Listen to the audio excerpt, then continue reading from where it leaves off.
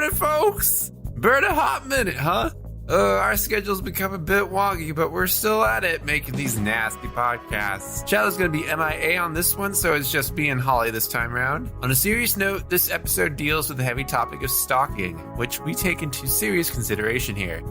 In this episode, you'll find a mixture of serious discussion about stalking, online stalking, and the resources that you can use if you are being stalked, as well as our usual funny business separate from the discussion at the end of the show. As always, You Don't Look Like Your Picture is intended for mature audiences, so I'll let you decide on that front. Feel free to blast us to your heart's content, but I will warn you our content is explicit and can be not safe for work, but you're a grown adult, you make the decision.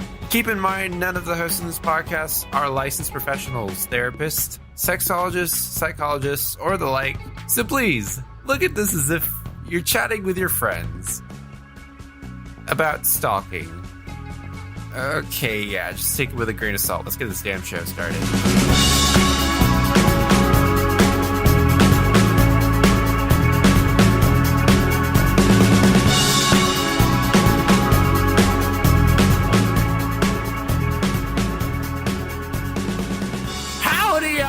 Welcome to Shilo Showdown Stalkings, the podcast where we just read fuck-up Shilo Showdown fan fictions. Should I say something? No, it was just like I made a joke. I wrote this joke just for you, and you're just like, just like that light chuckle. I figured since it's the intro, I should be silent. So I was like, "Don't laugh." No. Sorry, I'm off my game today. It's okay. The thing that's so funny is just you make a fucking joke. It's just like. You can put cricket sounds. Like, nah. Oh my gosh, no. Welcome to You Don't Look Like Your Picture, the cautionary show where we explore the deep horrors of online dating and guide you to the light at the end of the tunnel. What even would that light be, I wonder? Fuck, me too. Fuck, maybe this episode actually being fucking recorded and being put out. This is one of the 2 lost episodes that we're re-recording, but Shilo's not going to be here because she is busy twirling around on her dick. Oh, she has a dick now? Yeah, she's got a dick. Wow. She got arrested. That is... She got a dick and she got arrested. Oh shit. Well, what a week Shilo's had. And like, there's a tent like just popped up like across the street from the train tracks, like across the highway. And so I'm kind of wondering, she's been taking a lot of ballet and she's been out of the house a lot recently, so maybe she's trying to join the circus. I don't know. Anyways. Oh my god. Okay. Anyways, I'm the man on the highway trying to scream dating advice to you while you have your car rolled down so you can throw out that cigarette. I'm KW Simpson. And I'm the girl that the cigarette hits in the face and leaves a big burn mark. I'm Holly Lowe. That burn mark is Shilo Rain. She's just gonna stick around here silently. On my face! Deepening your wounds. Hey guys, you know it's different this year and our schedule. So we've had a concise schedule starting out. We've been really good. We've had like, oh man, I feel like I bring this up every start of the goddamn episode, but like we've had a pretty concise schedule. We start off strong. We've had like pre-recorded episodes. And like we've been really strong on our A game, releasing on like concise every Wednesday. Everybody was like, "Oh, I can't wait to open up my podcast present every Wednesday." But we gotta break that down. It's gonna be a bit random. I'm gonna try to get it out every week, but like it'll be a surprise. It's gonna be a surprise party. Sorry, Daddy can't afford. Well, I can't. Well, Daddy can't afford the time to drive all the way from fucking La Brea to Burbank and get this all done. And there's a lot of schedules that we gotta concise. So, anyways, well, We're So working yeah, on this it. is we're working on it. We're definitely working on it. And Shilo right now, a life update for her. I'm just going to talk with her for a bit. She is in the middle of 3 interviews. Oh shit! Where? One for. Am I allowed to talk about this? Oh, I want to know. Maybe. Okay, so I think I'm allowed to talk about this. This is not confidential. She's applied to be in the Los Angeles Sheriff's Department. Oh shit! She's also applied to be a police officer at the Los Angeles International Airport, Air Police Force. Wow. And she's also applied to be a park ranger in the San Gabriel Valley. Holy crap! I hope she gets the last one. Oh my god. Right. I know she wants to be a police officer, but fuck! The last one is the shit! Right? Sorry. Oh, everybody's like really excited about the park ranger thing, but but that takes time, takes a lot of months of like interviewing and like background checks. It's a government job, so it's just she's been busy with that and getting that prepared and all that stuff. She's still doing ballet, and she's got her job sort of somewhat full-time job she's doing, so, and then like her own thing. So not slamming on her, not gonna come on and slam and welcome to the jam with her, but she couldn't make it, and maybe she won't be making it for a couple of these episodes, so you're probably gonna have to forgive her, but it'll be a little treat when she comes on. But we still have Holly here, and Hi. Holly is a treat all of her own. And I Holly, have no job interviews. Sorry. But you do have a job. Yeah. I've got a job. We've all got jobs, finally. We've all got jobs. Yes, we do. Oh, man. Okay, Holly, we haven't actually talked to you in a while since Christmas. How have you been? How was your Christmas break? And how was your New Year's? New Year's was fun.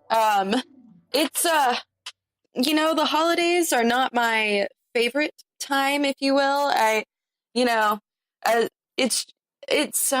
We're working on it. Christmas was not at 10, but we're going to get to 10 someday. And then I turned 25 on December 30th, which I'm also... Congratulations!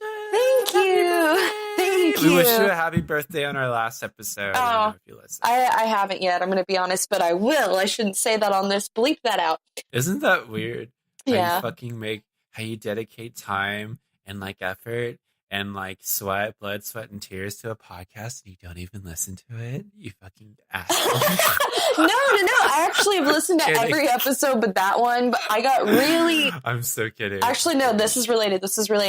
I got really fucking into this audiobook, and when you just become like obsessed with something, I can't do anything other than what I'm obsessed with at the moment, and so I finished this audiobook, and it was about a fucking stalker, told from the stalker's perspective. So, shall we tell them what our topic is this week? Yeah, so the last episode is episode 5, Stalking. Stalking! The most terrifying thing ever. Yeah. Yeah, man, it happens. It's a lot. The definition of stalking has really changed, actually, from what it used to be. It's not people you know anymore, and it's not people that you don't know that you just meet off the street who are just following you. It can be online stalking now. Yeah. Yeah. I personally haven't encountered I'm trying to think if I have like somebody who's just like followed me on every single social media platform possible. Do you have any like incidents like that? Yeah, actually, like a lot of the time, well, not a lot of the times, but that happens a lot. Just like as a female, I don't think it has anything to do with anything else, but I'll just randomly, someone I barely know will add me on Facebook and Instagram and Snapchat. And yeah, but it's never like, this is probably naive to say, but I've never felt like intimidated by it so much. Plus, like, fine, look at my Facebook. I've got nothing interesting on my Facebook. I upload a picture maybe once every 2 to 3 years, and same with my Instagram. So I really need to get on that shit and maybe try to use social media more. But no, I kind of hate social it. media is I kind of hate it too. If you think it's kind of strange. Social media has kind of become passive stalking. If you think about it. And it's like a way to mindlessly spend your day. You know, you're like, I wonder what La-di-da's doing. And you can find so much about a person's life, not even just by their like explicit posts, but like, you know, by who likes it, who comments on it, who they follow, la-di-da. Like it's stupid. And I kind of want nothing to do with it. Exactly. But we all do it. Yeah, everybody does it, and that doesn't mean everybody should do it, but we do it. Sorry, I was going to say, this is a quick light update. So you remember how, like, probably episode 1, 2, I mentioned that I went on a date with somebody? Well, yeah. Found or saw via social media, kind of got ghosted, saw via social media, he's back with his girlfriend of 5 years. They're back, and they made it work. Well, he definitely cheated on her a ton, and I just think I wouldn't say they made it work. I think they both fucking gave up and were like, this is comfortable. I'm on her side, honestly. I'm like, why did you get back with him, girl? You're a smart medical woman. You should not. But you know what? I've been there. We've all been there. But yeah, so that's an update on my dating life. It's not moving forward, but hey. Not the worst. You want to hear an update on my dating life? Fuck yes. Okay. Sorry. Go ahead. Hello? Hi. Oh, shit. Okay. Hang on. Can we pause this really quick at 13 minutes on mine? Did you hear a ding? Yeah. Okay. My cell phone's on silent, but my laptop isn't. Can you still hear me? Yeah. Hello? Yeah, I can hear you. Can you still hear me? This is sorry. Fuck. Okay, this was actually supposed to be a part of a joke. I'm sorry. I was just being silent because nothing's actually going on with my dating life. So, oh my god! I was like, "Fuck! I broke it again! What did I do this time?" I just wanted to make I didn't want a phone notification to go off again. So you can hear me when I do this, right? Do what? No, I can't hear anything. Okay. If I turn my laptop on mute, I can't hear you. So I'm so sorry if my phone dings. My actual cell phone's on silent, and I'm going to disconnect my messages app real quick. Okay. All right. But yeah, we're back in at 13:58. I'm so sorry. My mom texted me. This is funny. No, I might actually keep this. Okay, well, just for it was my mom, so I'm not even cool. Okay. I'm dating my mom. Ew. Ooh. No, she wouldn't date me. You couldn't pay my mom to date me. I wouldn't date you. She's like, you're not fucking rich. Ew. No. Ew. Gross. So we've covered a pretty basic gist of the online dating process so far, and we've touched on some of the repercussions of it as well. But let's get into something that's a legitimate issue with millions of people using these platforms to meet others. That's stalking. And now this can range from tracking down a victim from their home address, where they work, where they frequent. But I said frequent like a frequent. I prefer like a that. Foreigner. Frequent, etc. But it can also stem into online stalking, i.e. finding you on every single social platform to track your life, which, if you're actually pretty good about backtracking on somebody's, like, oh man, even if you get into like IP address, like tracking, you can pretty much ping their location. What? Like, down to the T if you get their IP address. And it ain't too hard to get somebody's IP address. How would you do? Like, do you have to get their... Okay, I'm about to show some extreme tech ignorance. Do you have to have their laptop, or is that something you can, like, get on the internet? Like, how easy is it for someone to find that of yours or access that? Okay, so imagine, like, The internet is a connection. Mm-hmm. So it needs 2 points. So one is the place you're going to, and one is the place that you're from.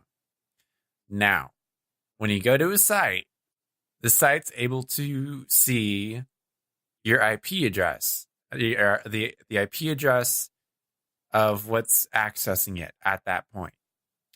There are ways to see other people's IP addresses. I don't know how to. I used to know how to like track people's IP addresses because I was this was legitimate. I was actually a computer science major and I was studying networking. So So it was your job to know. Yeah, I was just doing it for school.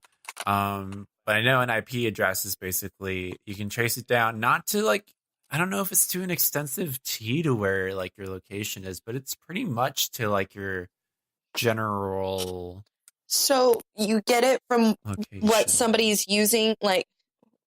Okay, that was a stupid way to phrase it. So you can get an IP address without touching their laptop. Like you can hack into their computer, or I probably sound like an idiot to anybody. But yeah. Well, hell, we're not tech people here. Like, but if you get like a point of contact with them or something like that, like I don't know, I feel like you can get like their IP address from like a messenger. Oh, fuck. Unless like they're encoding it or something like that. I don't know. Anyways, this has gone way off topic, but you can pretty much track them even not without an IP address. They'll put general locations, places they like to go to, places their hometowns, the cities that they live in. Yeah, good point. Check-ins. They'll take pictures, and you can take that picture and like reverse Google search it and see like that this picture is from this location. Oh, fuck. Or like if like they like take a picture and like, it's just you can kind of if you're obsessive like that, which people are, you can pretty much track somebody down like that. And today we're going to explore this and figure out at what point does someone cross the line with their research on a person and how to handle people doing this to you and when it's time to call the goddamn police. Now, I've got a couple of situations here where I want you to tell me if I've gone too far. Okay. And this is actually what I've done. I've actually done this. Oh, okay. Last year, around Thanksgiving, I paid for Tinder Plus, which you can change your location, your phone's location, your GPS location to another place. And so I changed my location to Los Angeles. And it just so happens that a YouTuber / animator that like I really admire and I follow, I'm not going to say who it is, but I might bleep it out. Tell me, is it the previous YouTuber? No, okay. It's not that YouTuber. It's so I read this dude is a comic artist and he's also a YouTuber, and like I read his series kind of adamantly and I followed him, and then like we matched on Tinder, but I was all the way like in Oklahoma City and he was in Los Angeles, and like I was like, oh my god, I can't believe it, it's him. And so I messaged him out of the blue, and I was just kind of like, hey, sorry, I'm using Tinder Plus, and I'm moving to LA next year, and I was just kind of curious to see what's around. But I couldn't believe that, like, I actually found you on Tinder, so I had to swipe right, and I just wanted to say that I'm a huge fan. Yada, yada, yada, yada. And he was really, really nice. He was like, I told him, like, you're one of my inspirations for pursuing more of a creative path than what I was going for. And he's like, oh, that's good to hear. Don't give up, and hit me up if you're ever in LA. Did you? And, well, no, you've got to.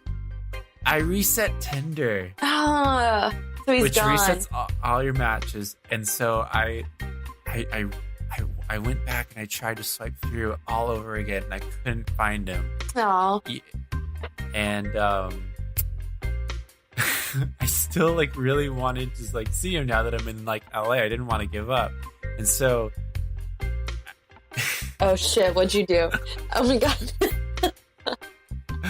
I'm so excited. I knew he was an animator. Okay. At a certain company. And so I checked out his credits for the animations he did. And like his personal portfolio website, which has his first and last name. Yeah. And so I used that first and last name. And I went on Facebook and I looked him up. So far, normal. I'm going to say that. And then I found him. I found like it was like an illustrative. It was an illustration. He's working somewhere in another state right now. Oh. And it looked like his style of art. So I was just like, I was out of the blue. I messaged him on Facebook around Thanksgiving again, and I was just like, this is really weird. I know, and I'm sorry that I'm doing this on Facebook. You're probably not even going to receive this message. Hell, I don't even know if this is the same guy, but I lost all my matches on Tinder, and like I was really bummed because I was hoping to meet you whenever I got to LA, but I'm in LA now. But I see that you've probably moved out of state, which is kind of a bummer. But I just want to say, once again, you're a huge inspiration, and happy Thanksgiving. Yeah. Did he no respond? response. No. But how often is he active? Like frequently? Well, if somebody you don't know tries to message you on Facebook, you don't get a notification. No. You have to actually actively look. Yeah, you do. To see your. And so. Yeah. Well, maybe he hasn't seen it yet. But would you say that I crossed the line there? I don't think he did, honestly, because his portfolio, you checked out his work on his portfolio. That's, normal. I do that all the time, especially with people I'm interested in. If I know they have creative work, I want to look at that first, So that's normal. I've definitely looked at people on Facebook, like everyone has. So that's normal. I personally have never messaged people on Facebook, but that's mostly because I don't have the Facebook Messenger app or anything on my phone. So I wouldn't know if they responded for like weeks. So no, I don't really think that's that weird. I've gotten messages from people I've matched with on Tinder on Facebook before, and I wasn't like creeped out. I was just like kind of flattered, So, right. So no, I don't think you really crossed a line. If you had maybe like found his IP address and then showed the fuck up where he worked, that's a line crosser, But you didn't like threaten him in person or anything. You were just like, you're an inspiration to me, and I'm into you. It's not weird to me. So, okay, that's good. Because I was kind of like on the line. I'm like, this is kind of, I really had to do some Nancy Drew investigating in order to figure out, like what happened to him. You definitely put in your hours. I'll say that. Yeah. But, as far as stalking goes, I think that's more like, I can't think of the right word, but I wouldn't call that stalking. I'd call that like heavily interested and willing to try. Now it seems like you're just making excuses. No. Because I feel like that's what a stalker would say. No. Because a stalker would know where you live, would show up where you live, hang out outside of your job, show up at your, like, that's different. You're not, like, physically threatening him or breaking into his home. You don't really know anything about him. No. Yeah. And what, are you going to take it farther? You're going to buy a plane ticket to wherever the fuck he lives and show up there? Because that's crossing the fucking line. But, that might be. Yeah, where you're at now, it's pretty normal. Okay, so stalking is defined by the National Institute of Justice, which I'm not even sure if this is a government website. Oh, it is. It's .gov. National Institute of Justice defines stalking as a course of conduct directed at a specific person that involves repeated 2 or more occasions, visual or physical proximity, non-consensual communication, or verbal, written, or implied threats, or a combination of thereof that would cause a reasonable person fear. Yep. And I don't think he did any of those. maybe you non-consensually communicated with him, but you're allowed to message people on the internet, you know? Yeah. Well, fear can also kind of mean feeling uncomfortable, I guess. Yeah. So if you feel uncomfortable that somebody has like gone to the extent to reach out to you, okay, what makes me... What would you designate that? So I was going to give you an example of what's made me uncomfortable before. Go. I matched with somebody on Tinder, forgot about it because I don't really use Tinder that much, and vaguely remembered him. Then I logged on to my once-a-month Facebook check, and he had added me on Facebook and sent me like a message detailing everything he planned to do to me on our date. And it was extremely sexual. Crossed a fucking line, especially since I'd never met him before, and then kept messaging me and asking for pictures of my feet, and then asked me if I would just foot model for him. And I eventually just blocked him and was like, what the actual fuck? And so yeah, I mean, that to me is crossing the line. It's not like you were like, show me your toes, you know? You're just like, hi, you're an inspiration. Give me your fingernails. I want to smell your hair, but only if you're dead. You know, you didn't do anything creepy like that, so... Nah, do you have another scenario for me? Okay, let's go with what Shilo did, because she shared this before, but, like, it got deleted. But I know... I'm going to take this as consent, because she shared it on this show. Okay. And I'm pretty sure that she's comfortable with me sharing this. So, she had a boyfriend of 4 years. Oh, yeah. That she broke up with. Now, he knew where she lived. Yeah. And he knew where she worked. We would find out that, like, he drives, like, a red Toyota. And we always saw, like, a red Toyota at, like, a specific time. Like, always drive by. And every week, we would find cat food at our door. Ugh. Like, a bag of cat food. Also, he would show up just randomly at, like, Shilo's Starbucks where she worked. Even though she's told him repeatedly to stay away. But he's using the excuse like, oh, this is a Starbucks. You can't just tell me to stay away from the Starbucks. There's plenty. And she said, like, hey, I know this is you. The whole cat food thing. I know this is you. You need to stop this right now. I don't feel comfortable with you doing this. So I feel like it can kind of start off with like little small things like that. And then like obsession can kind of take over and kind of lead into something a little bit more extreme. Oh, absolutely. If it's not. Yeah. If you don't like stop somebody. It's called escalating, you know? Mm-hmm. When it's in a slippery slope, it's a true thing. It really is. Because, I mean, you can start off with just driving past their house, you know, once in a while. Then all of a sudden, that's not enough. You know, you need to, like, see them.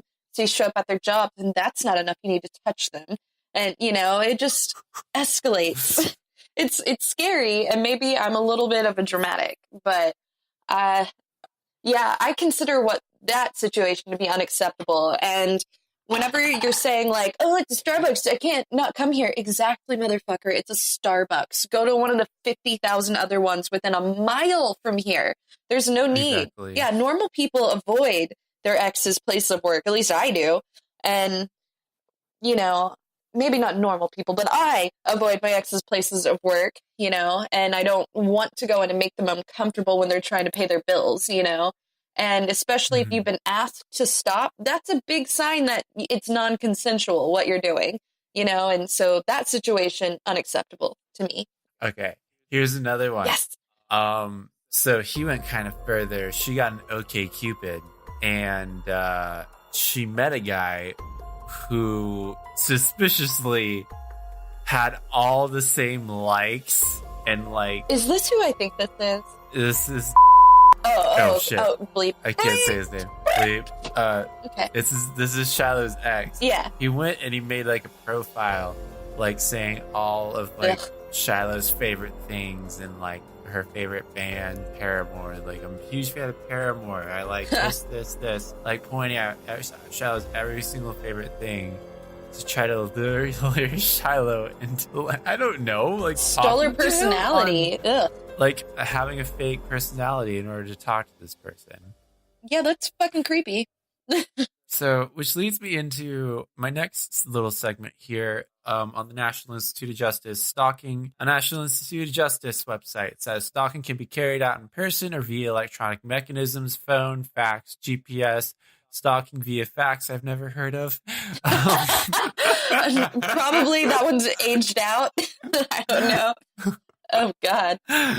GPS, cameras, computer spyware, or the internet. Cyber stalking, the use of technology to stalk victims, shares some characteristics with real-life stalking.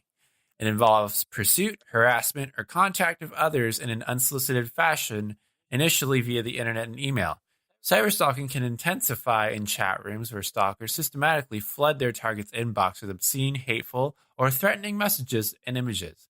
Cyberstalker may further assume the identity of his or her victim by posting information, fictitious or not, and soliciting responses from the cyber community. Cyberstalkers may use information acquired online to further intimidate, harass, and threaten their victim via courier mail, phone calls, and physically appearing at a residence or workplace. Sounds about right. So, let's go back into escalating. So, like, yeah, if she hadn't like put her foot down and like figured out this is or fuck bleep. Sorry. God damn it. Whoops. I got work to Number do. 2. Figured out this could probably escalate into something. Hell, I don't even want to think about like what it could have escalated into. But yeah, has anything like this ever happened to you? Well, kind of. This is okay, you know what? Fuck it. I'll just tell the story. I feel like I might have lightly touched on this before, but my mom got stalked. Yeah, and it was a strange time in my life, and so actually I'm fairly knowledgeable on what to do when you're being stalked. I can give some advice at the end if I need to. So my parents were going through a pretty bad divorce. My dad was having some mental issues, you know, and having a hard time letting go. So my mom, you know, there was an incident and I left because I was already living on my own at this time. And then my mom called me and I had to go back and get her. So we drove to my new house and she stayed with me for a little, well, actually, no. I think first she drove to my house and then I quit my job. And then we left for a different state for about a week and stayed with some family members. And then we came back and my sister actually flew to meet us in the new place we were staying. So we come back and we think, you know, everything's chilled out. My mom's staying in my spare bedroom, which she did not like. Just throwing that out there. She's like, your place is disgusting. I'm like, sorry, this isn't fancy town. I'm trying my best here. But anyways, yeah, she was living at my place and she had a job, you know, and, you know, to be fair, from what I saw, I didn't really get personally affected by this. It was kind of kept between my parents, but, you know, I did get dragged into it because my mom was staying at my place. So apparently my dad was having a really hard time letting go and he was convinced my mom was having an affair, which she wasn't. He was. But, you know, that's how it works. You know, whenever you're paranoid, you know, project onto the other person. Right. So he would start following her around in his car. Like, it happened enough times to where, like, she had a routine for it. She'd see him following her, and she would either drive directly to a police station or just call the police and wait, and he would get pulled over and talked to and blah, blah, blah. So there was a record. I'm going to throw some advice in here right now. Always have a record. It's better to look stupid than to look murdered. Anyways, so she would have to call the police and la-di-da, and it seemed to be getting a little bit better for a while until one day when she was at work, one of her coworkers came inside and told her to go sit in the back, and they all called the police because my father was outside putting a tracker under her car, and he got... Oh my God. Yeah, it got pretty bad. He got, you know, in trouble for that. And basically this just went on for a while until, well, my mom got a new apartment and we helped her move in. And for some fucking reason, she invited him to her house and showed him around and then had to move again. Oh, God, because she fucking did that. I know. I don't think I've ever, like, in all honesty, I shouldn't say this on the internet, but I think I lost my voice. I was yelling so much at her, like, why? You've literally moved out of my place so you wouldn't be stalked anymore. And then you invite him into your home? Are you crazy? But anyways, so she had to move again after that. And then eventually my dad left and moved in with his new girlfriend, or his 10-year-long girlfriend. And, you know, honestly, that kind of ended everything. So that's my experience with it. Wow. Yeah. Wow, man. I've never had that type of experience, but like I know I what don't it recommend. feels like. Yeah. Well, like I know what it feels like to have like an uncomfortable presence around you that's kind of obsessive over you. Mm-hmm. Especially, and it comes with like unwanted crushes. Like if like a guy or like a girl has an unwanted crush on you. Honestly, it can come from a relationship too, because my parents were married for like 23, 24 years. It's just all about, I mean, unwanted crushes definitely is a part of it, but it's also about like who you let into your life. And, you know, I wish I had more insight on this than I do. You know, it was kind of a bizarre position to be put in between your two parents, you know, and Right. but I'm just like, not to be doom and gloom, but literally anybody can stalk you. It can be someone you're in love with, and you know, just the fucking way it is. Continue.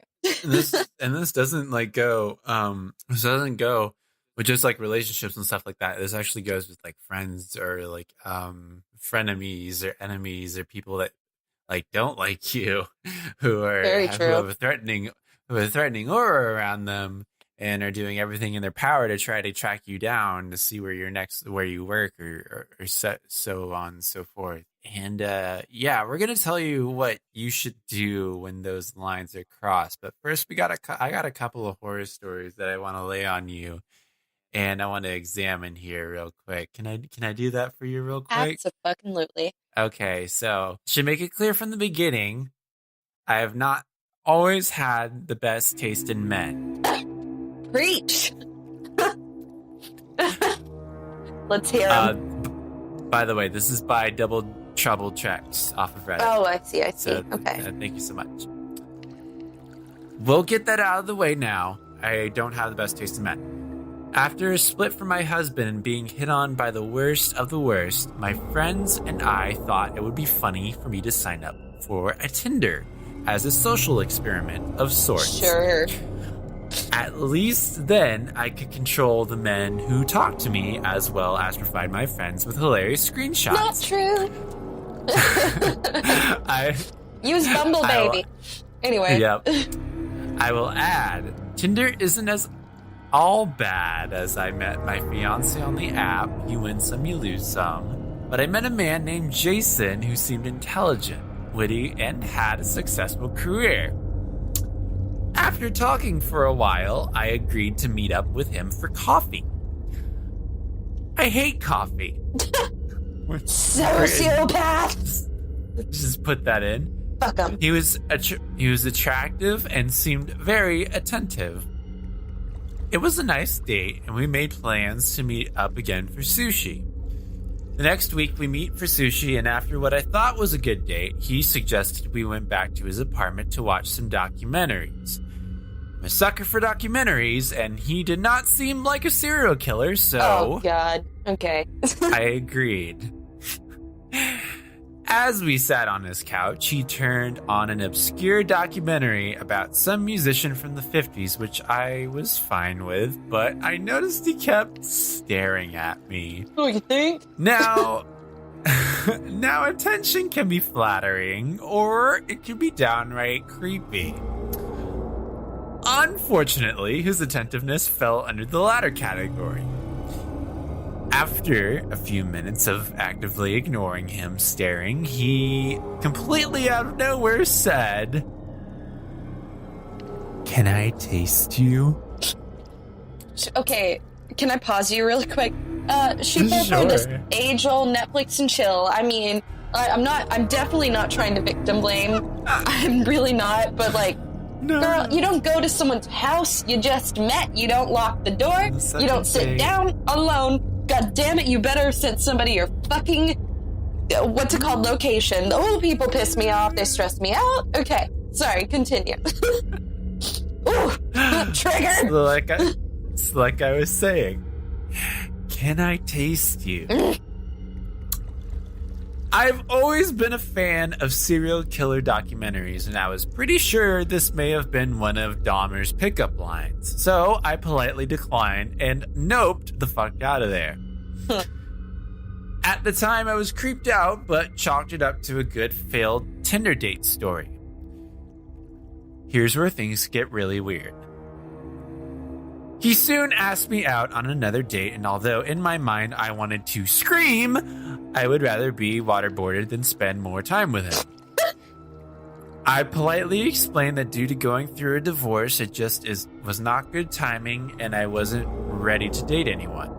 We were not friends on social media, so I didn't think it was a huge deal. A month or so later, I met the man who I would eventually become engaged to again via Tinder and didn't give a second thought to Jason. After a few months, there were pictures of my now fiance and I on Facebook and Instagram. Around this time, my fiance, who I will call G, received a text message. Sorry. George. Received a text message from, it's a G unit. Very bad joke. Received a text message. I thought that's what who the text message was from, and it was like, huh. No. Weird. G unit, it's 50 Cent. Yeah. Received a text message from a strange number claiming to be one of his female friends. It was a very strange message, as basically it had propositioned him to come have sex. He knew this was out of character for his friend, as she knew he was dating someone, so he immediately messaged the friend and asked if she had sent the messages. She, of course, had not, and he didn't think much of it. Oh. I own my own house, so after about 6 months, G had moved in with me. His friends fell upon hard times, and we welcomed her oh god, people don't know how to write sometimes. We welcomed her to our house to stay until she was able to find an apartment. She began receiving messages on Instagram calling her an ugly troll, a slut, and making various other disparaging remarks. Around this time, we had noticed a white car had been sitting outside of our house periodically. Now, I live in a very... Ooh. Sorry. That shook me to my car. Okay. I'm back. Okay. All right. Now, I live in a very rural area, and there's no parking on the street. About twice a week, we would see this white vehicle, and at first I thought it had been my ex-husband or someone that he knew. Again, it was not a good split. Maybe a month later, G received a message on Instagram telling him he would never be good enough for me. He was a terrible boyfriend, and that if he hurt me, this person would hurt him. Damn. He text messaged me from work asking if I had received any strange messages and let me know something kind of weird had happened. I let him know that I had not and asked what was going on. He sent me screenshots of the messages, and I noted that the person who had sent them was following me on Instagram. I looked at the profile, and the only people he had followed were men who commented on my photos or females who followed G. Oh, fuck. Once I knew about all the messages received from both G and his friend, I started to panic about the white car that would watch the house.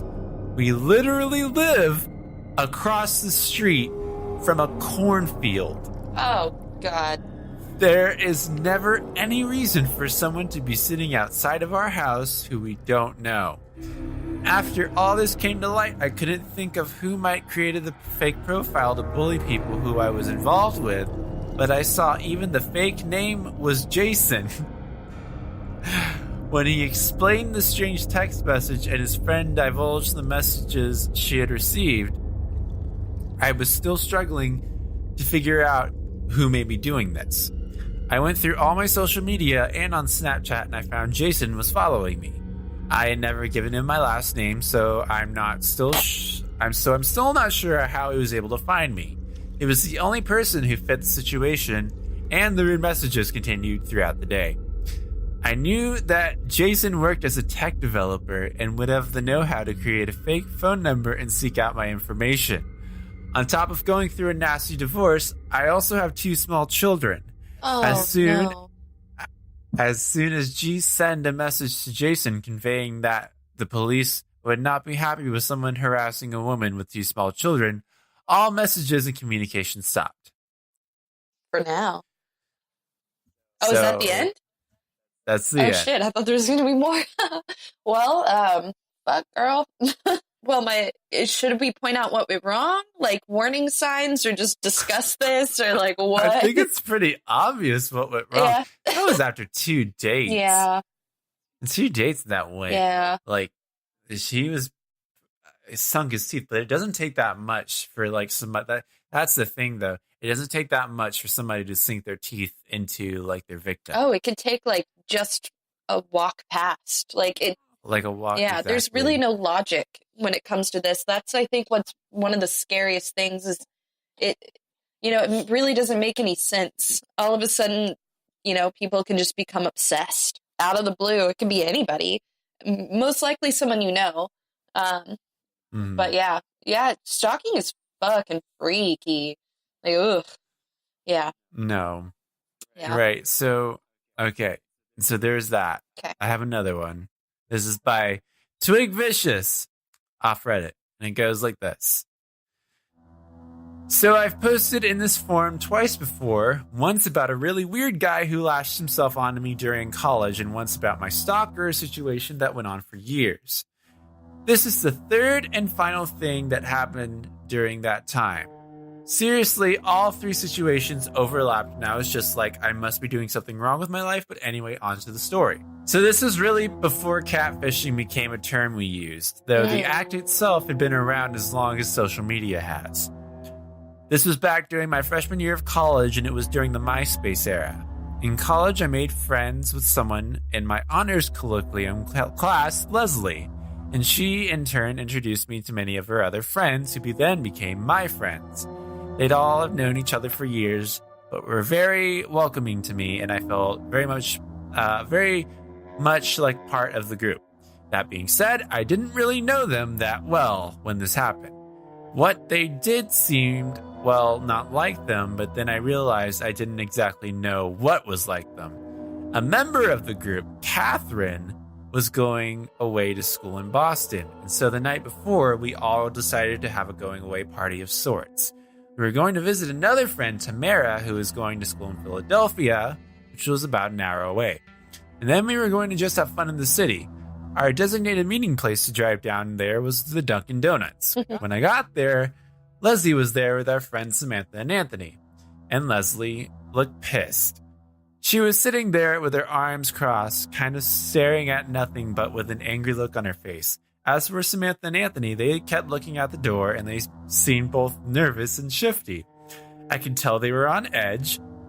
I sat down at the table of awkwardness since we had to wait on Catherine and a couple more friends, and things got awkward and no one was talking. Finally, I was just like, "What's the deal with you 3?" Leslie replied, "You should ask them," gesturing to Anthony and Samantha. They suddenly looked guilty, but before they could answer, the door opened again and they both went from looking guilty to anxious and mildly scared. I looked to the door and saw just a normal guy, pretty nondescript. When he walked in, he just kind of glanced around the room like he was looking for someone. Anthony and Samantha wouldn't say anything. Leslie just kept huffing and shaking her head, and all 3 kept looking over at this guy as he sat down. As soon as Catherine and the others got there, it was like We couldn't get out of there fast enough. Catherine, our friends, Evan, and Julie, and I were very confused. It was on the way to Philadelphia that we learned the truth. It was Leslie who told us. Apparently, Anthony and Samantha had created a fake MySpace account, and they have been catfishing this guy, Calvin. Oh my God. We didn't know the term catfishing yet, but that's what it was. They created a fake account using a picture of an actress or singer or something. I can't remember, only her face was obscured. Apparently, this has been going on for a couple of weeks, and the conversations had gotten serious, like Calvin really seemed to like this fake girl that they had created. I didn't know why they did this, and when I asked them, they didn't really have a reason. Mostly they were just bored. It turned out that they had told him to meet at the Dunkin' Donuts at the time that we were there. I think once he showed up, Anthony and Samantha realized that this wasn't just a game, that Calvin was a real person with real feelings, and I do think that they feel badly about what they had done, but it was too late. They couldn't take it back. There was no reason they had chosen Calvin.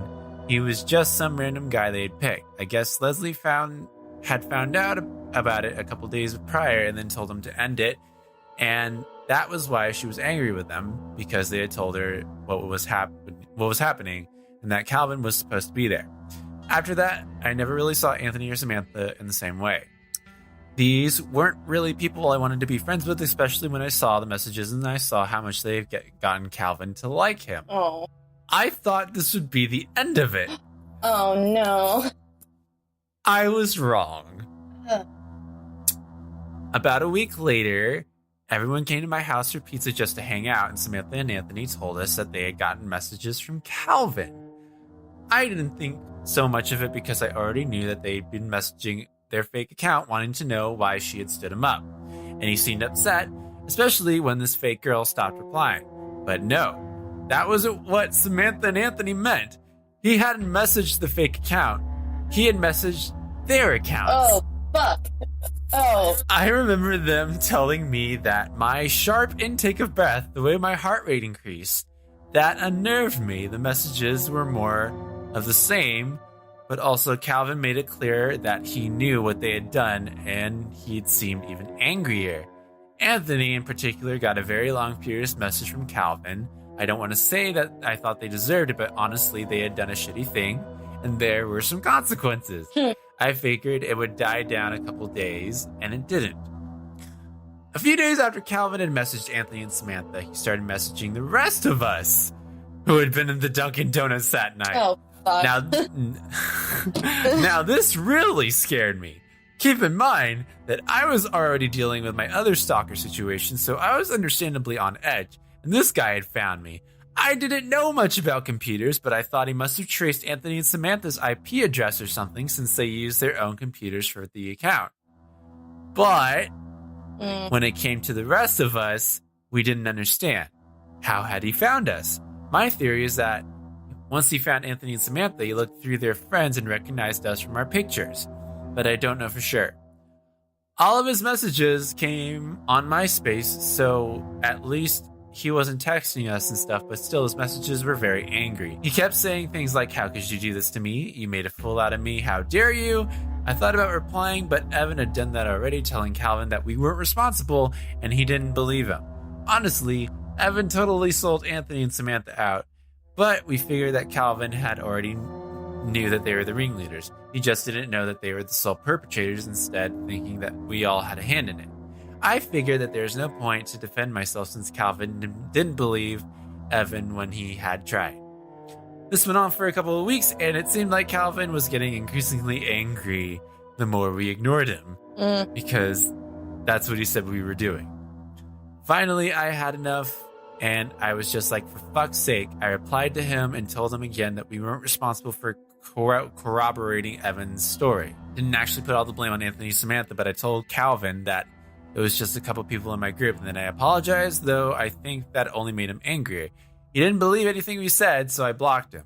We all did, but he just kept making new accounts. In 2 weeks, he probably made 3 different profiles. Jesus. In addition to the one that he made at the beginning. When I finally defended myself, Calvin messaged me back and said, You may be into a fool, an idiot, and one day you'll know how that feels. I think you will. Maybe it was because of everything else that had happened with this guy, but that sounded like a threat, like he was going to personally make sure I knew how we had made him felt. We were lucky. As far as I knew, Calvin never did anything beyond messaging us aggressively. It could have been a lot worse, like it was with my other stalker and me. Eventually, Calvin stopped messaging us, and then he deleted the accounts.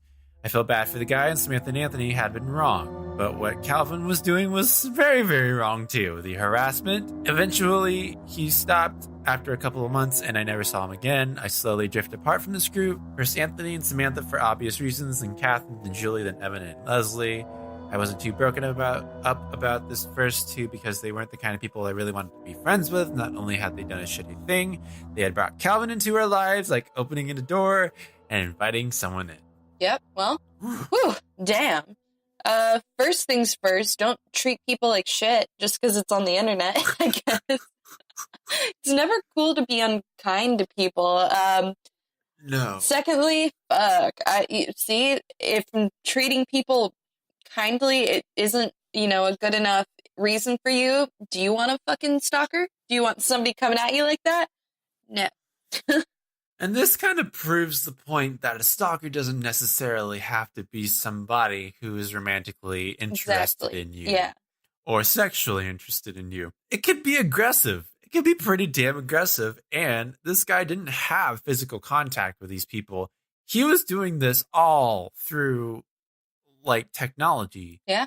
And that's disturbing, the way that he was tracking them down and messaging them. And so this doesn't necessarily have to pertain to physical contact. This whole, I don't even know where I'm going with this. Just be careful. Be careful, I guess. Oh man. Honestly, I know where you're going with this. Anybody can fucking stalk you. They don't have to show up at your house or follow you or anything.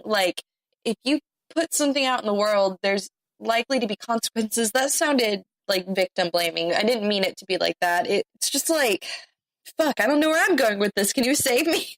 I don't think we can save each other, man. We're fucked. You just don't do that shit, people. These stalker stories, oh man, there have been murders that have happened because these escalate into something incredibly terrible. This guy was smart enough to stop while the going was good. Yeah. But this sounds like the premise of a horror movie, honestly. Truly. So none of these stories, this isn't going to be a really funny episode like our normal ones. This is kind of just a serious topic here that we're discussing. Stalking isn't really funny. It's very scary. It's very real, and it could happen to you. It could happen to you, and it takes so many forms, whether it's physical, not physical, or just online, even in minor ways, like a guy repeatedly messaging you on all of these different dating sites. He's specifically trying to seek you out.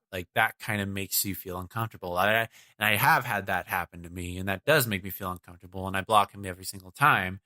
But plus, it still happens. People feel more brave behind a screen, maybe you'll get some crazy messages that wouldn't actually happen to you in real life. But at the end of the day, is it fucking worth, putting up with that or pulling that into your life? And this is a really tricky subject. It could be... Yeah. We got to get serious here for a little bit. I know you guys want the funnies, and the funnies will come. I do have a lightning round prepared that we did on episode 5, which I think I have some pretty good stories that are kind of funny. Yay! I like a funny story. I think I have some funny stories that we're going to do a lightning round over, but right now we're going to get serious. So how do we deal with threats? You need, first of all, don't reciprocate it. Mm-hmm. Don't be this. You don't want to escalate things. Keep a record. Keep a record of everything they're saying. Keep a record of times that you think that this person is trying to come into contact with you, and see if you can. I don't know. It's hard. It's hard to get evidence against somebody to tell them that they're stalking you. I do have some tips here that I can read off that's from a government website if I want me to do that. Well, okay. Some ways you can prove that you're being stalked. You have to keep a journal or a diary of some sort. But it has to be backed up by evidence, because if you can't prove it, you're the liar, is basically the way it works here. Right. So you need, like, anytime they call you, screenshot and pull it all into a file. Like, make sure you have a case built, because, you know, nothing's going to happen if you don't, because I don't want to say they're going to think you're a liar, but that's kind of the way you're treated. So you have to make sure you have screenshots. You need to have, like, dates and times, and you can't just write it down. You have to have proof, you know, because definitely write it down. But if you see them drive past you, take a picture, make sure, or a video, put your time and date on it somehow. Like, make sure that every communication is documented. Do your best to make sure that every communication you have with the person proves that you want nothing to do with them, but do not threaten them or anything. Don't provoke the bear. Just gather your evidence, call the police. You can get a restraining order. Of course, you can have a restraining order, and that might not help because, you know, you have to call the cops. I may make a main yeah. And plus, this book I'm reading actually called The Gift of Fear. I'm going to have to Google who it's written by because I don't have the book next to me. In the book, he talks about how, like, this guy, Gavin DeBecker, is who it's written by, and this guy, he was somebody important. Hang on, let me click on his name. He is a specialist in security issues for the United States of America. So this guy kind of knows his shit, and he also counsels people personally. And in his book, he talks about how many people, women, he's found, or not him personally, but his clients that have been found dead with their restraining order in their pocket. Yeah. Yeah. At the end of the day, that's where it goes. It's a piece of fucking paper. Yeah, that's an escalation. Yeah. I can't have you. No one can. You know, or like, it's a scary world out there. One thing I would like to say is trust your intuition. That's another thing I learned from The Gift of Fear. My sister gifted me this book. Basically, you know, if something in your body or your mind or something is telling you fuck, no, that's your animal instincts taking over your logical mind. Just leave. What's gonna happen if you leave? You're just gonna go home. You're gonna have a fine day. If you stay, what could happen? Well, you could get a fucking stalker, you know? And that's not to, like, fear monger or anything. It's just, you know, take care of yourself first. Don't worry about treating people with politeness unless you're trying to catfish them online. Then please fucking do. But, you know, it's such a tricky, dangerous subject that you really need to... You just gotta be be mindful of your encounters and what you do. Don't do anything brash. Yeah. And maybe I sound crazy when I say this, but just kind of know where you put stuff. Know if you come home and you're like, I didn't know I owned this cool knife. Maybe that's like a warning sign, because, you know, that has happened. The Golden State Killer, who just, you know, got taken away. He used to break into people's houses and leave weapons and look around, try on their underwear and stuff like that. And people would come home and, like, family members would be like, yeah, I was talking to blah, blah, blah. And they said they found this rope under their couch, which was weird, but they didn't think anything about it. And then they got attacked, you know? And I'm not saying be paranoid, but just constant vigilance, to quote Harry Potter. to quote the crazy guy that was definitely not who he was pretending to be in Harry Potter. I don't know if you get that reference. I wish I did. Someone out there will. I'm so sorry. Someone will. So this is from the National Center of Victims of Crime Center, which I think is a government organization. Center of Crime Center. Center of Crime Center. So if you're encountering a physical stalker, here are some do's and don'ts about how to handle stalking. So a physical stalker, if you are in immediate danger, call 911. Mm-hmm. Trust your instincts, what you said. Don't downplay the danger. If you feel you are unsafe, you probably are. Take threats seriously. Danger generally is higher when the stalker talks about suicide or murder, or when a victim tries to leave or end a relationship. Now, I will add on to this. If they hint at it, that's even more. You take that seriously. You need to take that seriously too. Even any type of like hint that they're going to like do any of that. They're not going to clear cut say like I'm going to murder you or like I will kill myself. Yeah. Like if they kind of hint like oh you'll see what happens or oh you'll feel my pain or some shit like that. That's a threat. That is a legitimate threat, and you need to take that seriously. There are crisis hotlines, which I do have some phone numbers. I think. No, I don't have phone numbers, but I do have websites that you can go to. You need to contact a crisis hotline, victim services agency, or domestic violence or rape crisis program. They can help you devise a safety plan, give you information about local laws, weigh options such as seeking a protection order, and refer you to other services. So, and also develop a safety plan, including things like changing your routine, arranging a place to stay, having a friend or relative go to places with you. Also, in advance, what to do if the stalker shows up at your home, work, school, or somewhere else. Tell people how they can help you. Click here to learn more about safety plan.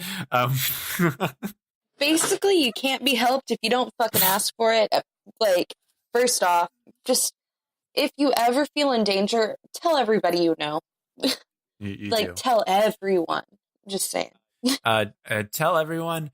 Don't tell the stalker. Yeah, don't tell talk them. to the stalker. Leave them alone. Okay, really quick.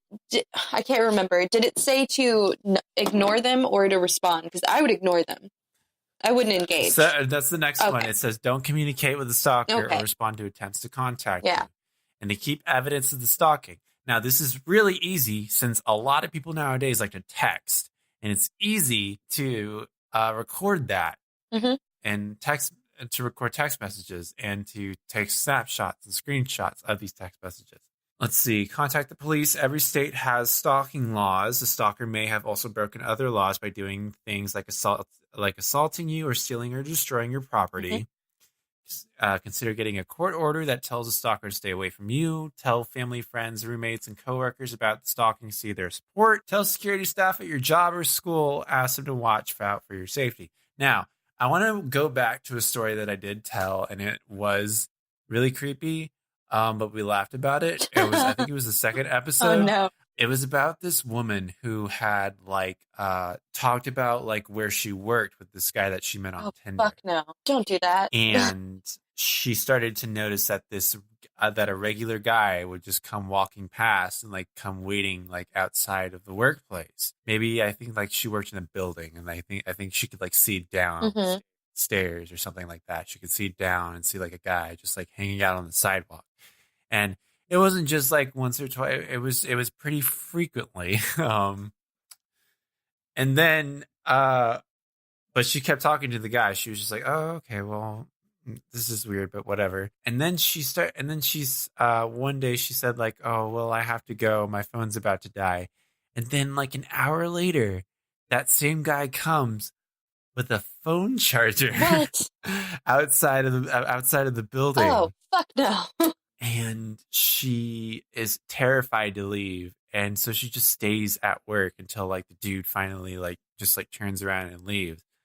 And later on, she finds out through his Instagram, he's taking a selfie or something of him smiling. And he says "Oh, I finally have a girl." I think the caption was finally got a happily taken or something like that. Oh no. So he started becoming obsessive and shit like that. And this next part's dangerous. I think they met somewhere and she at a bar, and she said basically, "I have been seeing you at my workplace. You need to stop this and don't ever come around me ever again." And luckily he took the hint. But don't meet your stalker to discuss things with them. Oh my god. Never. Okay. Yeah. Don't think you can handle this on your own, because there's no logic in obsession. There isn't. You're never going to be able to sit down with somebody that's obsessed with you or stalking you and rationalize with them why they shouldn't be doing that. That's not, it's like a mental break. They've gone insane. There's no rationalization. There's no compromise. There's nothing you can do by speaking to them. Don't speak to them. Speak to the authorities. No. You need to, man. If it's illogical, it's illogical, you know? It's right. And I want to say, like, it's scary to think, like, maybe ignoring them would actually edge them on and make them more obsessive. Like the thing that they can't have, they go after you more. And that can get scary because, like, stalking can escalate either way. There's, like, no surefire way to, like, fucking stop this. Good point. Yeah. But you just have to keep people around you, stay in a group and stay in a pack. But also, if somebody that you know is being stalked, you need to listen to them and you need to show support. You need to believe them. Do not blame them for being stalked. Definitely not. Remember that every situation is different, and allow the person being stalked to make choices about how to handle it, except when those choices involve actually coming into contact with the stalker. Hey. Don't let them near them. No. Don't. I would also suggest keeping an eye out on this particular person, like the stalker too, and like keeping an activity book, an activity log too, if need be. It might be over preparedness, but like you can never be too safe. In this case, you can never be too safe. If you really have to, I would say keep a log alongside of this person. Never let it. And if this person, sorry, go ahead. And if this person isn't keeping a log, keep a log for them. Mm-hmm. If someone's ever stalking you, what's it gonna hurt by keeping a log? Like, if someone's acting crazy towards you, is it really that crazy to write down everything they're doing to make sure? You know what? Worst case scenario, you're found dead. They don't know why. Oh, look, they found your stalker log. Now they know why. Now they can put the person away. Worst case scenario, of course, but you know, like, don't let the rules or the lifestyle you've lived your whole life dictate what your gut is telling you. If you don't feel right, listen to that and let yourself feel paranoid. Be paranoid. Fuck it. Write a journal of what they're doing. Who cares? Would you rather be paranoid or dead? Or, you know, come home and somebody's sleeping in your bed that you, yeah. So, that's terrifying. Yeah. I want to move on to online stalking because this is a sort of a new type of phenomenon. Report. If like harassment nowadays is being taken like incredibly seriously. If somebody is harassing you online, report them because they will be taken care of. Like, no joke. If it's like a nasty tweet at you, report your little heart out. Fuck that. Nasty message on Facebook, any shit like that, report it. They will there are people there that will legitimately like suspend their accounts because of what they've done. And they'll go ahead and make a new one. They'll go ahead and try to follow you. But like that's a hit towards them. So you're retaliating in a way.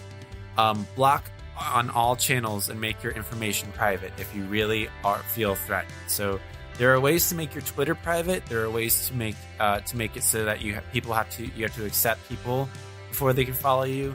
Facebook automatically you have to like accept friend requests. Don't accept friend requests that seem suspicious and out of the blue. Instagram, you can do this. Tumblr, who even fucking cares? That website is Truth. because they fucking took down all the porn. I know. Fuck that. Fuck who that. do they think their people going to their website are? Come on, we want porn. Anyway, we want porn. But they do. But Tumblr staff also takes harassment very seriously too. Make yourself harder to find. Legitimately, you can purge your old account and make a new account, and make that private. Make a new username, and just like it'll suck, but you'll have to start from the ground up. That'll keep you safe. That'll keep this harasser away from you. And it's super easy for somebody to say the nastiest shit to you behind a screen. So like, man, I can't even. I've never really had. I'm honestly scared about online harassment. I don't like the whole anonymity of like people saying horrible shit to you and like getting away with it. Yeah, getting away with it. That's like. I hate that. That's why I don't play multiplayer games. Like Fortnite or shit like that. I even like shit talking. I'm kind of like, I I don't like Dude, my little brother got banned from Fortnite for calling somebody a bitch. So that's Fortnite's on their shit. What he gets. Yeah, I agree. That's the thing. People aren't taking harassment lightly anymore. Like even like shit talking. That's like, oh, well, it's just like bros being bros. I'm no. Like, escalation is. Mm-hmm. Do you have any tips for online stalking? Make your shit private. Know who you let follow you. Being Instagram famous is not worth it. Not that I've been Instagram famous, but I presume. If somebody's stalking you, block, delete immediately, of course. If it continues, maybe it's a good time for a social media vacation. The world's not going to end if you don't, or if you delete your Instagram and make a new one. Pretty much everything you said. It's internet stalking can be really detrimental. So yeah, cyber stalking. It's real. It's out there.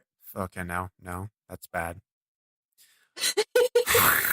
I hate the word cyber. I can't stand like the word cyber because it makes me sound like I'm 40. And I don't know anything about the internet. I kind of know what you mean. That's funny, though. Cyber. The web, where the kids are on, I'm surfing the cyber web. I literally restarted my boss's laptop one time, and he called me a genius. It was like, you're damn right I'm a genius. Like, dude, I just fucking restarted your computer, man. Anyways, yeah. Okay. On we go. So there are some resources. I have some websites here that you can actually use your I can talk. I have some resources here for people who are experiencing any type of cyber stalking. On the platform that you're using, you can, of course, report. Just Google it online, how to report somebody for harassment.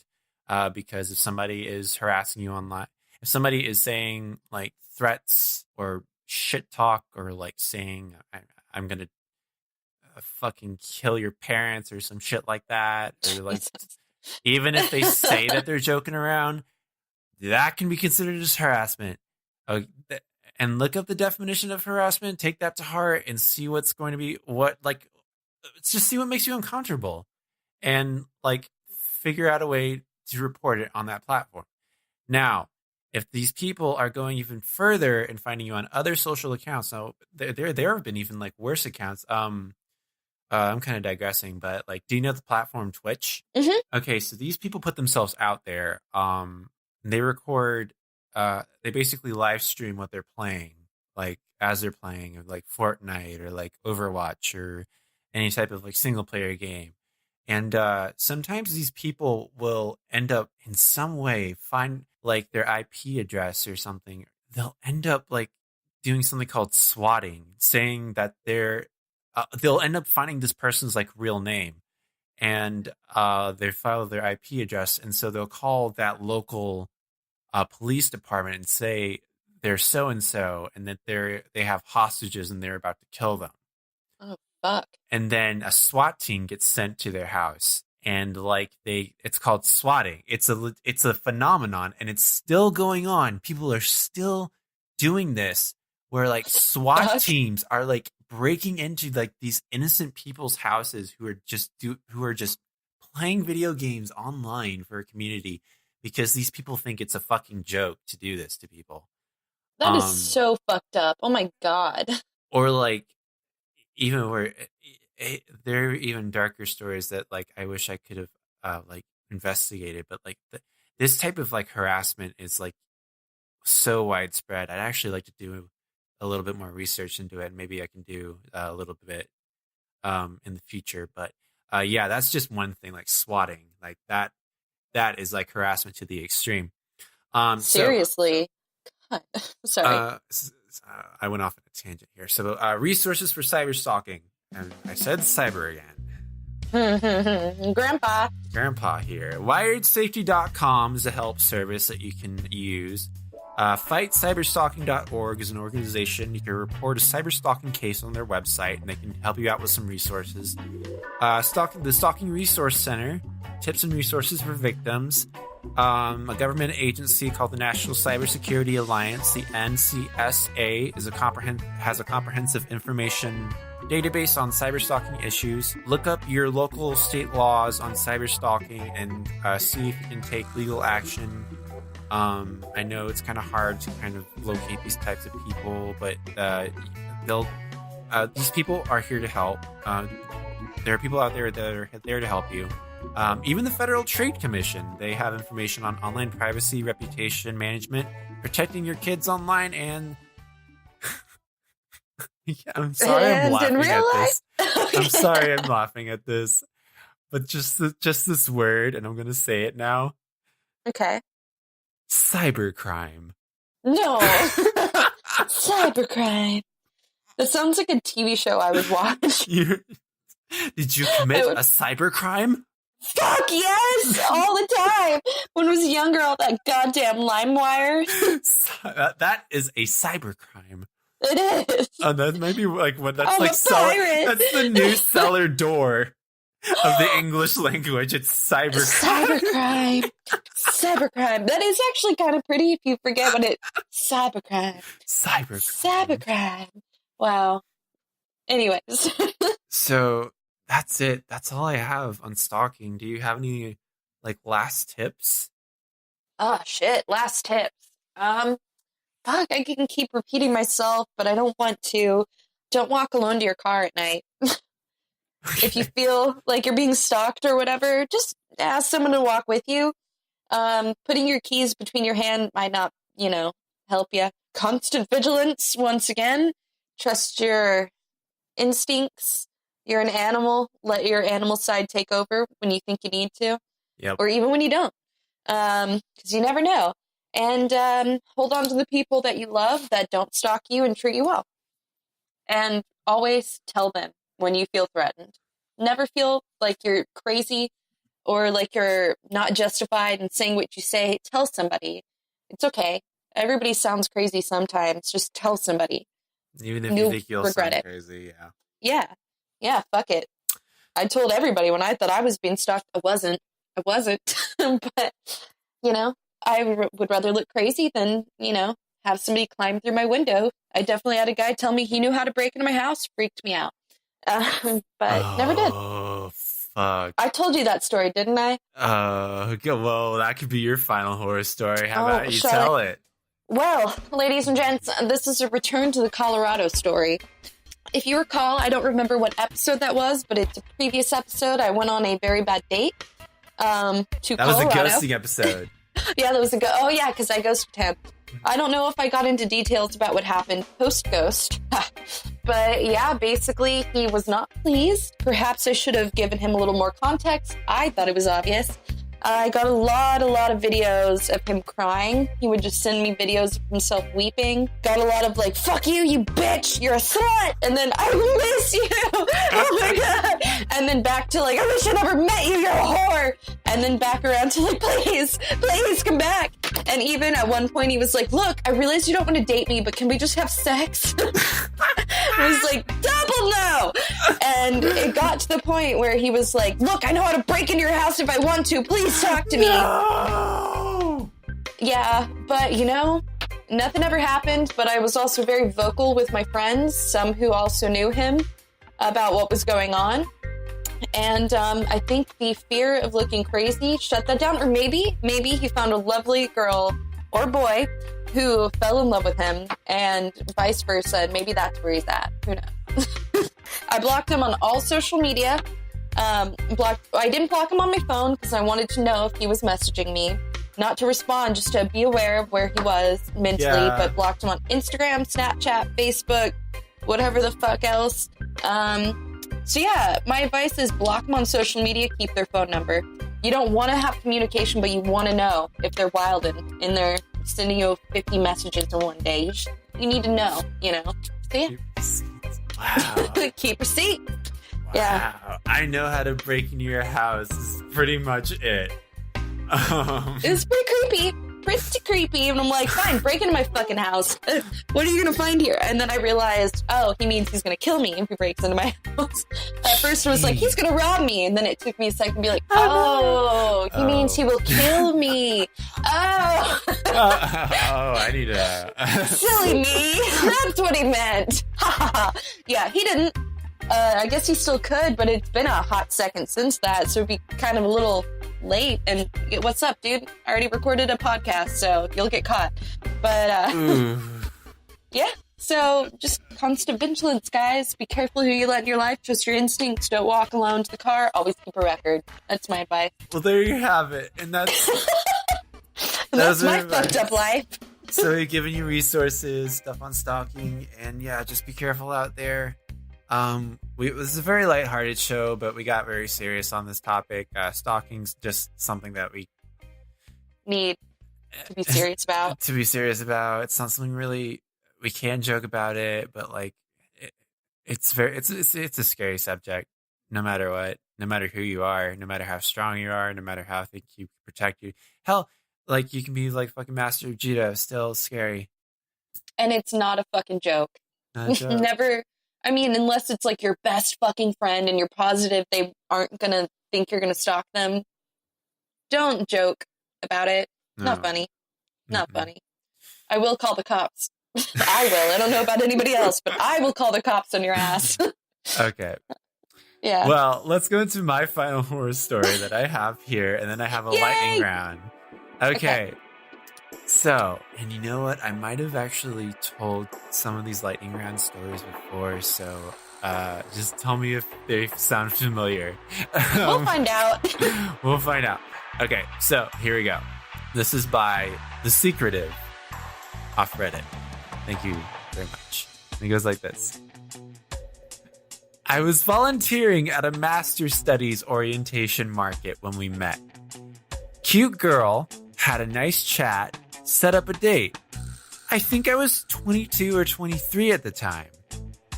When the day comes, I pick her up at her place. Well, it turns out she lives with her mom, and they have a rather childish argument about whether or not her bicycle lights are working, but all right. Moms will be moms. Yeah. Yep. We have dinner and talk about this and that. She tells me about her horse. I tell her about when I tried horseback riding as a kid, and we laugh. Oh. She talks about an actor who is so cute. So instead of taking a walk downtown after dinner, we decide to go see the latest movie with that actor because why not? It's kind of chilly anyway. During intermission, we talk about music, and she hasn't heard any of the bands I listen to, which is odd because they're all basically... It's like, okay. I'm triggered. Fuck him for being like, you don't know my bands? What a bitch. No, I just got like a Discord. I just got like a Discord message from you. Sorry. Oh, yeah. Okay. Yeah, sorry. During the intermission, we talk about music, and she hasn't heard any of the bands I listen to, which is odd because they're all basically evergreen pop and rock acts. I ask her about the music she likes, and she mentions a whole bunch of current boy bands. I'm starting to have a horrible hunch and ask her a few more questions before I finally give in to that sinking feeling and ask her the question, how old are you? Oh, no. Oh, God. Okay. How old? Are you ready? No. Yes. Okay. Turns out she's 14.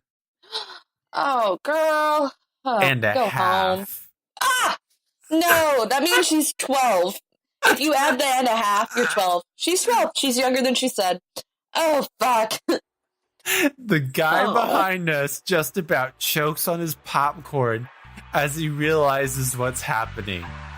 Turns out, she wasn't at the orientation market to find a master's study. She was tagging along with her older sister who I never met or heard about. Perfectly lovely person, but I felt so stupid. Oh, that makes me feel bad for this person. Ooh.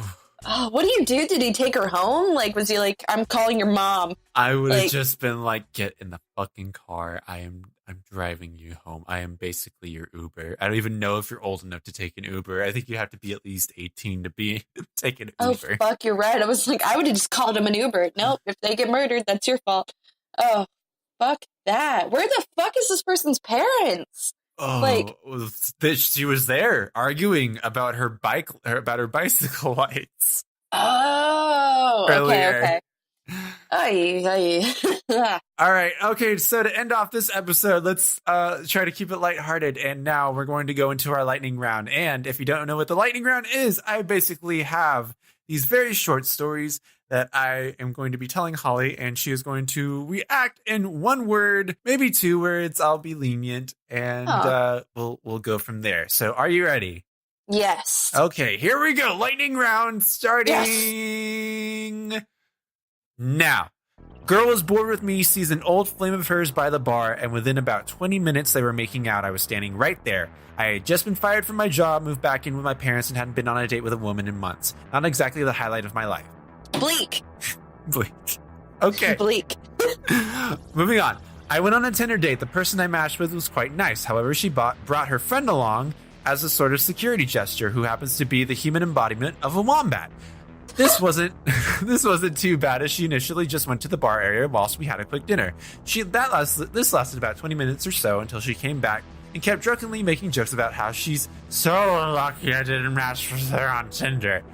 I ended the date about 10 minutes and went home. I got a text saying, "I'm so sorry," from the Tinderella, and she offered a second date with no friend. We dated a few months, and then about a year later, I get a Facebook message from the wombat. You'll never guess what I named my You'll never guess what I named my child. It was my name with the wrong spelling. I fear for my safety. Oh, fuck. Yeah, that's my reaction. Oh, there fuck. It is. Oh, fuck. Oh, fuck. Jesus Christ. Okay. You'll never guess what I named my child. Your name. We had dinner, went to my place, and watched movies. He left around 2 a.m. Half an hour later, I get a call from me to come bail him out of jail because he didn't know his license was suspended. Awesome. So I've been asked if I bailed him out. Yes, he called later to tell me how. I went and picked up his keys, went to his car, got his wallet, used his card and PIN, which he gave me, and withdrew his money.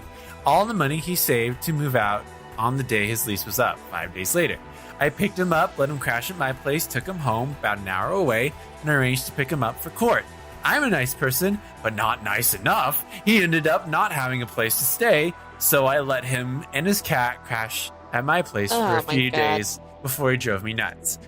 I slept in my bed, him on the couch on the other side of the wall.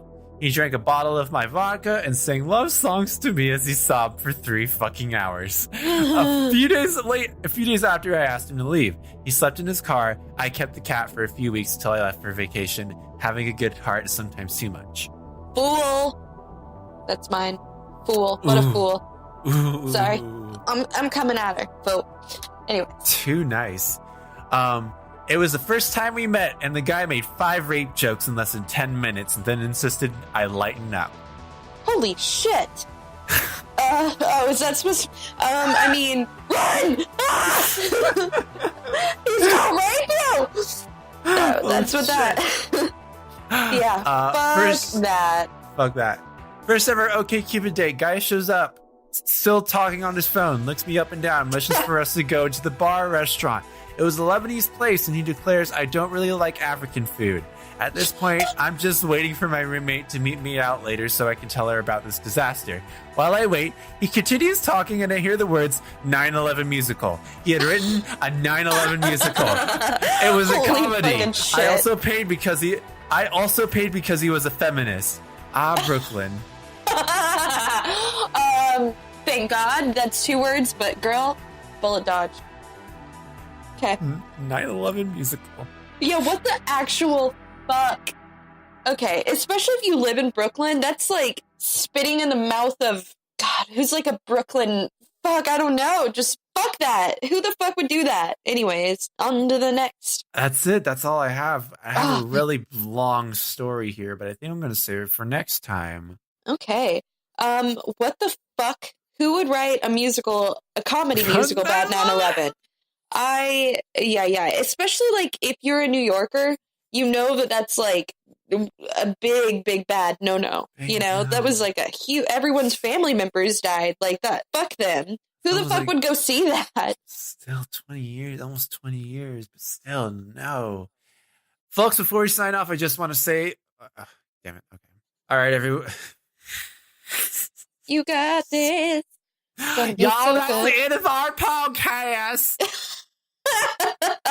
Just want to say, before we sign off, that we do have our social medias. We're not going to harass you like all the harassment stories that we've been hearing. That you can find us on. For real though, before we sign off, I just want to say that you can find us on a number of social media platforms. You can find us on Instagram at YDLLYP_podcast, or on Twitter at YDLLYP, and on Facebook at the YDLLYP page at bit.ly/YDLLYPFB. I know that's a lot to really remember, but you have playback options. Use them. Very true. Back those 15 seconds. Also, everybody, we have an email account that you should send us your good dating horror stories to. It's at datingyikes@gmail.com, and we would love to hear from you. We would love to. I haven't gotten anything. Send us something. Send us something. God fucking damn it. All I keep getting. We're not alone. All I keep getting is promotional Chipotle emails. Fuck you, Chipotle. You Chipotle. Fuck you, Chipotle. And as always, you can also find our show on my YouTube channel at Coda White. I make weekly I don't make weekly vlogs. That's a very big lie. I wrote this but you make a vlogs. Very long time. But I made 2 vlogs, and I haven't made one in a very long time. I need to make another one here soon. And various content is including this, and I do post those online, which you can listen to. I'm gonna have them in a playlist, I guess, since you guys are weird and you like to listen to podcasts on YouTube or whatever. Anyways, Holly, do you have anything to say before we sign out? Yeah, actually, I've listened to or I've watched your YouTube videos and I like them. So you guys should also watch them because they're pretty fucking good.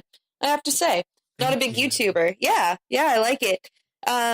Plug your YouTube channel name really quick. Yeah, my YouTube channel name is Coda White, and you can find that at bit.ly/Coda White. So that's KODAWHYTE.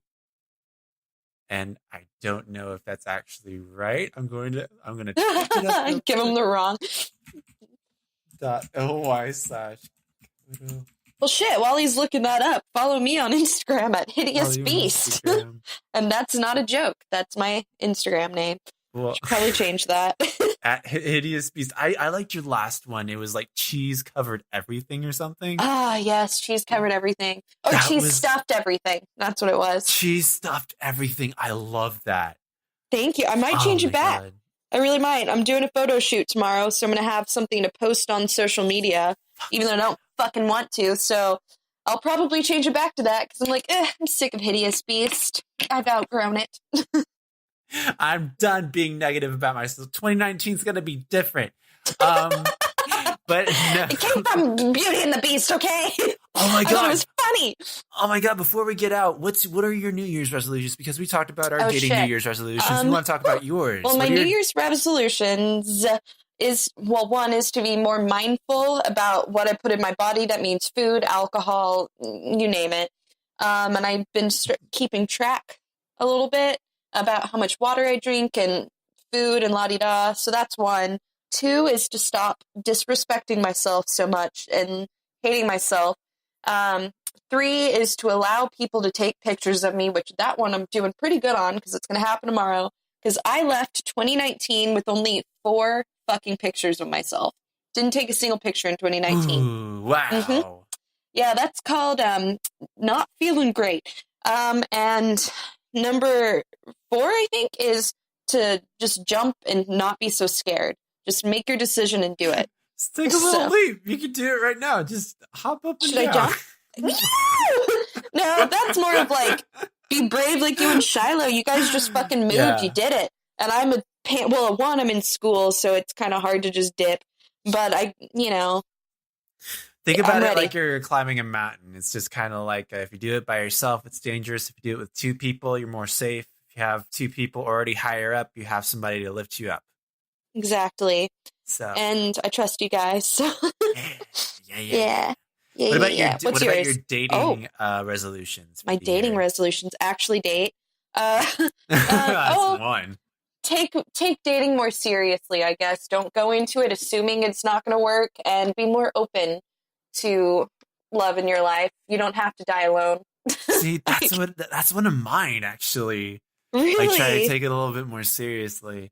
It's so easy to, throw it away as a joke, and not really like think about it, because it's a coping mechanism, a way to be like, I can't get hurt if I don't give a shit, which is true. which is true. But do you want to live like that? Well, I love not giving a shit, but I also hate being alone. So it gets really cold at night. And, see, I love sleeping alone. So I've never had that issue, because I like to spread out, but I would like someone to hang out with me while I watch my scary movies. So okay. Should we close this out? Let's close this out. Anyways, this has been You Don't Look Like Your Picture, and as always, stop sending dick pics and stuff, cheese, and everything. I'm KW Simpson. And I'm Holly Lowe. And keep on stuffing cheese. Yeah. You're going to say keep on sending dick pics. Sending dick pics. Please Only don't. to me. Please. Actually, send your dick pics to datingyikes@gmail.com. Yes, we'll rate them for $5. We'll give you a scale of 1 to 10. We'll critique your dick pic. $5. It'll be a Patreon reward. This is the longest goodbye ever. Have a great week, everyone. Goodbye.